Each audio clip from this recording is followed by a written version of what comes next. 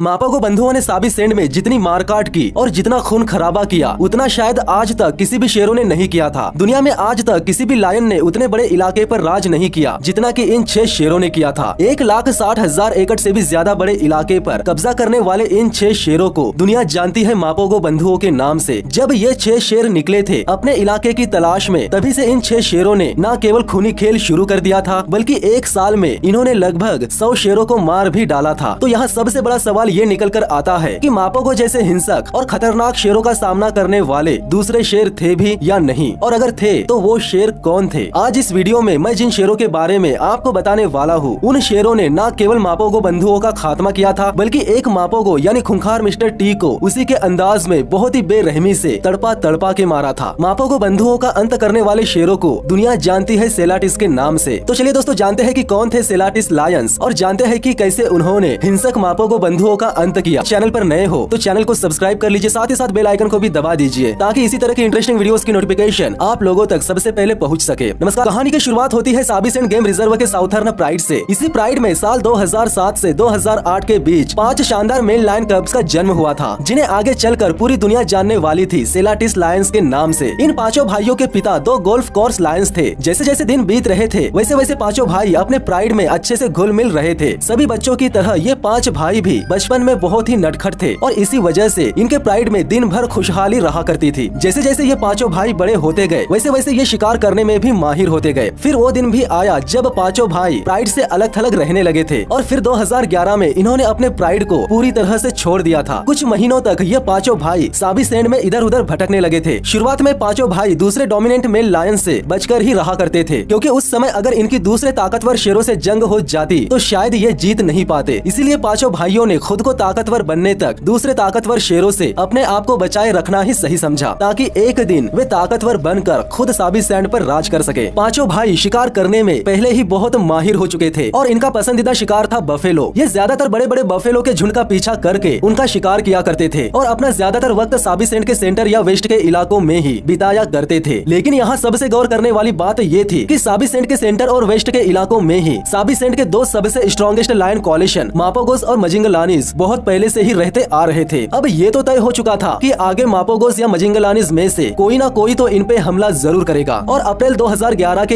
एक दिन सेलाटिस कॉलिशन और मापोगो कॉलिशन दोनों ही सेम बफेलो हर्ड का पीछा करते करते एक दूसरे के आमने सामने आ गए। इस दौर में मापोगो बंधुओं से हर कोई बहुत ज्यादा डरता था और ऐसा ही शायद सेलाटिस के साथ भी हुआ और मापोगो लायंस ने उन्हें वहाँ से डरा धमका के भगा दिया। सेलाटिस वहाँ से आगे तो निकल गए, लेकिन उसी साल जून के महीने में वे सब मजिंगलानिस के इलाके में पहुँच गए। वहाँ पहुँचने के बाद भी काफी समय तक सेलाटिस और मजिंगलानिस एक दूसरे के आमने सामने नहीं आए। लेकिन एक दिन सेलाटिस में से सबसे छोटा भाई अकेले ही घूमने निकल गया और चलते चलते उसी जगह पर पहुंच गया जहां मजिंगलानिस पहले से ही मौजूद थे। और जैसे ही मजिंगलानिस की नजर उस पर पड़ी तो उन्होंने उस छोटे सेलाटी को घेर लिया। इतने खतरनाक लायंस के सामने जाने का सीधा सा मतलब था कि जान से जाना, और हुआ भी कुछ ऐसा ही। चारों मजिंगलानिस ने उस पर हमला कर दिया और उसे इतने गहरे घाव दिए कि अगले दिन उसकी मौत हो गई। सबसे छोटा सेलाटी मर जाने के बाद अब केवल 4 सेलाटीस ही बचे थे और अपने भाई को खो देने के बाद भी वे साबी सेंड में ही घूमते रहे। और फिर 2012 में चारों सेलाटीस साबी सेंड के वेस्ट में पहुंच गए, जहां 3 बूढ़े मापोगोस लायंस रह रहे थे। मापोगो बूढ़े तो थे लेकिन वे अभी भी बहुत ज्यादा खतरनाक और ताकतवर थे और ये बात सेलाटीस बहुत अच्छे से जानते थे और इसी वजह से वे मापोगोस से दूरी बनाए रखना ही सही समझते थे। लेकिन जैसे जैसे वक्त बीतता गया वैसे वैसे सेलाटीस में बहुत ज्यादा कॉन्फिडेंस आने लगा। वैसे भी सेलाटीस 4 लायंस थे और उनमें ताकत की कोई कमी नहीं थी और मापोगोस केवल 3 ही थे और ऊपर से बूढ़े भी हो चुके थे। इसके बावजूद भी वे हार मानने वालों में से नहीं थे और अब इन 2 कॉलिशन के बीच जंग होना तो पक्का हो चुका था। चारों सेलाटीस ने मापोगोस में से एक प्रीटी बॉय को अकेले देखकर उस पर हमला कर दिया, लेकिन हमला करने के तुरंत बाद ही अपने भाई की आवाज सुनते ही बाकी मापोगोस उसे बचाने वहां आ गए और फिर बाकी मापोगो के आते ही सेलाटीस को वहां से पीछे हटना ही पड़ा। लेकिन आने वाले कुछ हफ्तों में सेलाटीस इतने ज्यादा कॉन्फिडेंट हो चुके थे कि उन्होंने मापोगोस की टेरिटरी में बेधड़क घूमना शुरू कर दिया था और साथ ही साथ उनकी टेरिटरी को मार्क भी करने लगे थे। मापोगो बंधु अपना इलाका बचाने के लिए और सेलाटीस उनसे उनका इलाका छीनने के लिए कोई भी हद पार कर सकते थे। फिर वो दिन भी आया जिसे पूरी दुनिया कभी भी भूल नहीं पाएगी। 2012 के मार्च महीने में एक दिन सेलाटीस एक साथ पेट्रोलिंग कर रहे थे, लेकिन तभी इन सब की नजर एक अकेले मापोगो पर गई और वो मापोगो कोई और नहीं बल्कि मिस्टर टी ही था और वो भी पेट्रोलिंग करने निकला था। उसे देखते ही चारों सेलाटीस उसकी ओर दौड़े और उसे घेर लिया। मिस्टर टी उन्हें देखकर बिल्कुल भी नहीं डरा, क्योंकि उसने कभी हार मानना सीखा ही नहीं था। लेकिन 4 सेलाटीस कुछ ज्यादा ही ताकतवर थे और उन्होंने बिना कुछ सोचे समझे मिस्टर टी पर इतने हमले किए कि मिस्टर टी तुरंत ही खून से लथपथ हो गया और कुछ ही देर बाद सिलाटिस ने मिस्टर टी की रीढ़ की हड्डी भी तोड़ डाली। मिस्टर टी को इतनी बुरी तरह से जख्मी करने के बाद भी वो हार मानने के लिए तैयार ही नहीं था। वो बहुत बुरी कंडीशन में भी जवाबी हमला करने की कोशिश करता जा रहा था, लेकिन सिलाटिस ने भी उसे जान से खत्म करने का इरादा बना लिया था, क्योंकि वे मिस्टर टी को रुक रुक कर मारते जा रहे थे। और ये सिलसिला तब तक चलता रहा जब तक कि मिस्टर टी की मौत नहीं हो गई। मिस्टर टी वाकई में एक कमाल का शेर था, लेकिन अफसोस कि जिस तरह मिस्टर टी ने दूसरे शेरों को दर्दनाक मौत दी थी, वैसी ही दर्दनाक मौत उसे भी मिली। मिस्टर टी के मरने के बाद बचे हुए दो मापोगों ने अपने इलाके को बचाने की थोड़ी भी कोशिश नहीं की, बल्कि वे तो अपना इलाका छोड़कर ही भाग गए। और मिस्टर टी की मौत के बाद ही चारों सिलाटिस ने ये ऐलान कर दिया था कि उन्होंने मापोगो बंधुओं के इलाके पर कब्जा कर लिया है और वे बन चुके थे उस इलाके के राजा। कई सालों बाद सिलाटिस को उनका अपना इलाका मिला था। इस इलाके में शिकार और शेरनियां दोनों की ही कमी नहीं थी और उसके बाद चारों भाई उस इलाके के दो प्राइड यानी कि ओठावा और जिम हुंगवे प्राइड पर राज करने लगे थे। फिर कुछ महीने बाद उनके बच्चे भी हुए। वैसे सिलाटिस के बारे में एक बहुत ही अच्छी बात ये थी कि हर सिलाटी को अपना अपना नाम नहीं मिला था, बल्कि उन्हें सिलाटी 1, सिलाटी 2, 3, 4 ऐसे ही कहा जाता था। और इसके अलावा सिलाटिस दूसरे लायंस के मुकाबले बहुत ज्यादा शिकार किया करते थे और उन्हें अपने सामने देखकर तो बड़े बड़े बफेलो झुंड के भी पसीने छूट जाते थे। इनकी जिंदगी में सब कुछ सही चल रहा था और आगे बहुत समय तक उन्होंने अपना राज कायम रखा, लेकिन उनकी सबसे बड़ी समस्या ये थी कि उनके पड़ोसी थे मजिंगलानी लायंस, जिन्होंने पहले ही एक सिलाटी को मार डाला था। वैसे तो मजिंगलानी शेरों के पास पहले से ही बहुत बड़ा इलाका था, लेकिन इसके बावजूद भी टेरिटरी मार्क करते समय इनके बीच छोटे मोटे मुठभेड़ होते रहते थे और साल 2013 में एक सिलाटी तो मरते मरते भी बचा था। दरअसल वो अपने इलाके के आखिरी छोर तक अकेला ही गया हुआ था, तो मजिंगलानी शेरों ने उसे देख लिया था। इससे पहले कि मजिंगलानी शेर उसे पकड़ पाते, वो वहाँ से भागकर अपने भाइयों के पास चला गया। उसके बाद अक्टूबर के महीने में तो कुछ ऐसा हुआ जिसकी वजह से सिलाटिस को बहुत बड़ा धक्का लगा। यानी 4 भाइयों में से एक भाई सिलाटी 2 कहीं गायब हो गया था। उसके भाइयों ने उसे ढूंढने की कोशिश तो बहुत की, लेकिन वो नहीं मिल पाया। एक भाई को खो देने के बाद भी उन बचे 3 सिलाटी भाइयों ने आगे बहुत समय तक अपने किंगडम में किसी भी दूसरे शेर को नहीं आने दिया और अगर कोई गलती से उनके इलाके में चले भी जाते तो वे उसे या तो मार डालते थे या फिर इलाके से बाहर खदेड़ दिया करते थे। लेकिन 2014 में अचानक से मजिंगलानीज उन पर बार बार हमला करने लगे थे। शायद उन्हें पता चल गया था कि अब 3 ही सिलाटिस बचे हुए हैं। मजिंगलानी शेरों द्वारा किए गए पहले 2 हमलों में तो सिलाटिस ने उनका डटकर सामना किया, लेकिन दोनों के बीच होने वाला मुकाबला बराबर ही था। लेकिन मई महीने के आसपास मजिंगलानी ने तीसरा हमला किया। इस बार का हमला इतना जोरदार था कि इस हमले में मिले घाव से सिलाटिस जिंदगी भर उभर नहीं पाए। इस हमले में एक सिलाटी मारा गया था और एक बुरी तरह से चोटिल हुआ था, जिसके बाद बचे हुए दोनों सिलाटिस किसी तरह से अपनी जान बचाकर उस इलाके से कहीं और निकल गए। फिर उसके बाद मजिंगलानीज ने उनके इलाके पर कब्जा कर लिया और उनके सारे बच्चों को मार भी डाला। आगे बचे हुए सिलाटिस वही करने लगे जिसमें वे बेस्ट थे, यानी कि बड़े बड़े बफेलो के झुंड का पीछा करके किसी बफेलो का शिकार करना। इसके अलावा उन्हें देखकर ऐसा लगता था कि उन्हें घूमना और नई नई चीजें एक्सप्लोर करना बहुत ज्यादा पसंद था। कुछ दिनों बाद दोनों सिलाटिस साबी सेंड के पास मौजूद मेन एल्टी गेम रिजर्व में चले गए थे। यहाँ मटिम्बा लायंस का राज था, लेकिन जब सिलाटिस मेन एल्टी गेम रिजर्व में गए थे तब मटिम्बा लायंस 2 टुकड़ों में बढ़ चुके थे। एक तरफ 2 मटिम्बा लायंस थे और दूसरे तरफ 3, और इन सब के बीच दोनों सिलाटिस मेन एल्टी में आराम से रह रहे थे। यहाँ तक कि उन्होंने वहाँ मौजूद तालामाटी प्राइड पर भी कब्जा कर लिया था और उस प्राइड में उन दोनों के काफी बच्चे भी हुए। आगे इनके लिए सब कुछ बहुत अच्छा होता गया, पर वक्त हमेशा एक जैसा नहीं रहता। 2016 में सिलाटी 4 के पैर पर काफी गहरी चोट लग गई, जिसके चलते वो कभी भी पूरी तरह से ठीक नहीं हो पाया। कुछ महीनों तक तो वो प्राइड के साथ में ही रहा करता था, लेकिन फरवरी 2017 में वो इस चोट से हार गया और आखिरकार उसने दम तोड़ ही दिया। उसके जाने के बाद अब सिर्फ एक ही सिलाटी बचा था। जिंदगी में पहली बार सिलाटी 1 इतना ज्यादा अकेला हुआ था और अब उसके पास केवल अपने भाइयों की यादें ही बची थी। और फिर कुछ दिनों बाद उस एक अकेले सिलाटी लायन के इलाके में 4 बर्मिंघम लायंस आ गए और फिर बिना कोई सुराग छोड़े सिलाटी 1 कहीं गायब हो गया और उसके बाद से वो दोबारा कभी भी नहीं दिखा। और इसी के साथ अंत हो गया साबी सेंड के इस कमाल के लायन कॉलेशन। और अगर आप चाहते हो कि आपको आपके सभी कमेंट का रिप्लाई मिले तो कमेंट करना मत भूलना, और चैनल पर नए हो तो चैनल को सब्सक्राइब कर लीजिए, साथ ही साथ बेल आइकन को भी दबा दीजिए ताकि इसी तरह की इंटरेस्टिंग वीडियोस की नोटिफिकेशन आप लोगों तक सबसे पहले पहुंच सके। तो मिलते हैं नेक्स्ट वीडियो में, तब तक के लिए धन्यवाद।